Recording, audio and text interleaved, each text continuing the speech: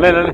Yo ya shama akkam jirtu uummanni keenya jaalatamaan bareedee YouTube kan jedhu subscribe akka gootan akkasuma akka tumsitan akka hordoftan abdii isinirraa qabna jecha obboleettiin keenya kun namoota rakkatoo akkasuma qaama miidhamtoota warreen ta'an deeggaruudhaaf hawwii guddaa waan qabduuf isinillee immoo akka bukkee dhaabbattan akka cimsitan akka jajjabeessitan abdii isinirraa qabna jechuudha.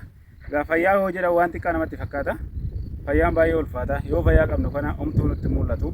Namoota rakkatan yoo bukkee dhaabbanne yoo gargaarre namni sunillee akkasuma jajjabina horata waan ta'eef akka bukkee dhaabbatan akka tumsitan isiniin jedha. Ulfaadhaa galatoomaa. Jirra jirtu uummata sabaaf sablammii biyya keenyaa hundi keessanuu akkuma isiniin jedhee tarkaanfii kiyya itti fufee jira. Miidiyaa kiyya bariitee yuutuubiin jedha. Yuutuub irratti tiktookiidhaan immoo barteedhaan na beektanii. Hawwiin kiyya inni guddaan uummata keenyaa warra qaroo dhabeeyyii, warra qaama hir'uu ta'an, warra mana itti galan hin qabne, warra gargaarsa ilmaan of biraa hin qabne, warroota rakkatoo warra saniif sagalee ta'uun qaba.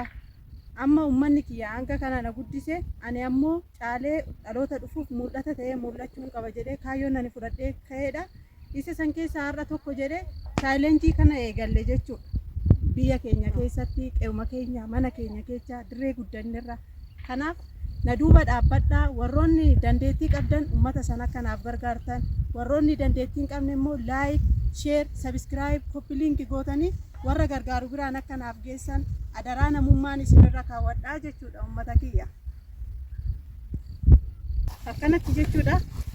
Challenge akkana namoota tarii wayi na barsiisaa wayi akkas baasiidha. Wanni hunduu ni yaalla. Maatirraa kaanee mana keenya isaan kun irree anarraa waa baratanii boruu akka rakkataa ofii duuba dhaabbatan waan an abdii qabuuf dhaloota lafaa ol ba'uudha waan ta'eef tokko jedheen isaanirraa eegale jechuudha.